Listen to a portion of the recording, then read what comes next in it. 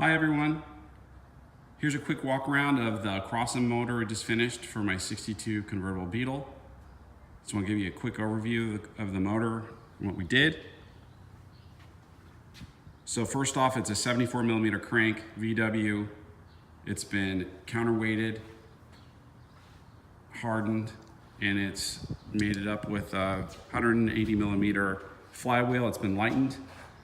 40 horse rods were used, and 85.5mm pistons that have been custom made by JE. The reason why I use JE pistons is they would make the 85.5mm pistons with a 20mm wrist pin to fit the 40 horse rods, and the compression height was reduced to 35mm, and that was done so everything could fit inside of the 40 horse case. And it's 1700 cc, so it's a pretty big motor for what was originally 1200 cc's. The exhaust is a vintage speed 2-in-1 stainless steel exhaust, equal length. Again, should make really good torque. That's what I'm hoping for. The cam on it is a 411 lift, 236 at 50 thousandths duration. Again, more mid-range. That's what we're hoping for. We've got 36mm IDF carbs on it that have been choked down to 27mm. That's because the Okrasa heads that are on here have small intake valves. They're 30mm.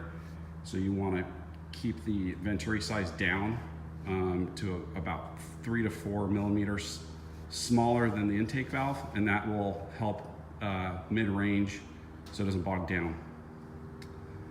We're running a vintage speed throttle linkage system on it, belt crank type system. It's really cool, works really well. Again, keep that kind of vintage look. We have a 356 style oil filter on it, and I ran a Okrasa style oil cooler on it back here. It's pretty cool. And running a 010 distributor. Standard. It's running points, so there's no electronic ignition on it. Doesn't really need it.